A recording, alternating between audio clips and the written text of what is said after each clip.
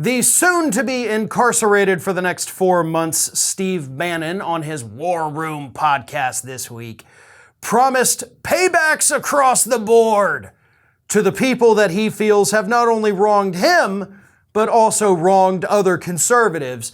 But the paybacks across the board will only happen, of course, if Republicans take back the House, maybe even the Senate, in the midterms.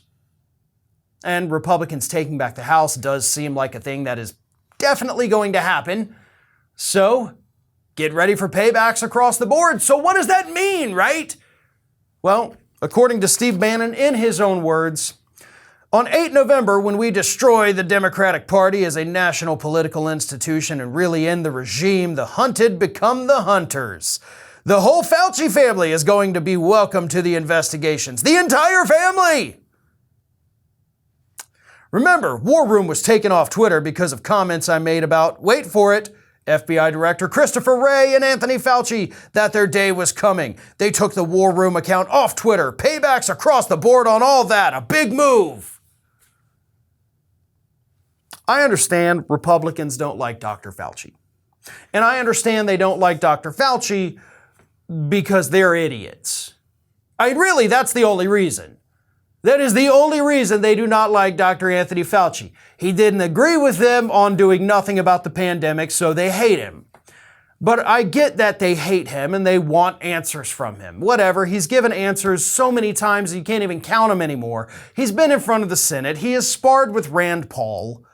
They've dug into this guy's background. They haven't found a single damn thing that's worthwhile. They've created a bunch of conspiracy theories about him. But he's just a dude doing a job. He's not a hero. He's not a villain. But his family, what the hell?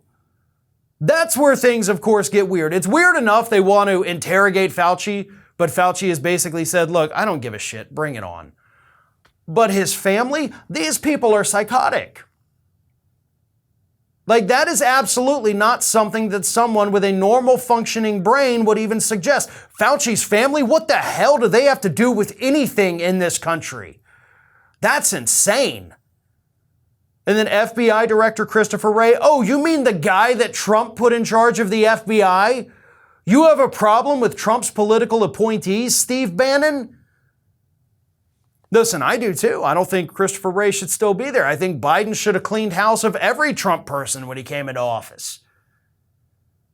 But what did Christopher Wray do to you? Right? That's my big question. Why are you mad at Christopher Wray? It makes no sense. And then, of course, just paybacks across the board, right?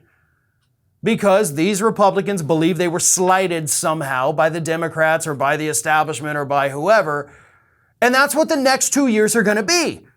And of course, folks, Steve Bannon is not the only one saying this. We have heard it from Marjorie Taylor Greene. We've heard it from Matt Gaetz and Jim Jordan. And to a degree, Kevin McCarthy, House Minority Leader right now, has agreed they're going to go with it. Some of it he says we're not, but we're going to do some things. We don't know what. But there will be paybacks across the board.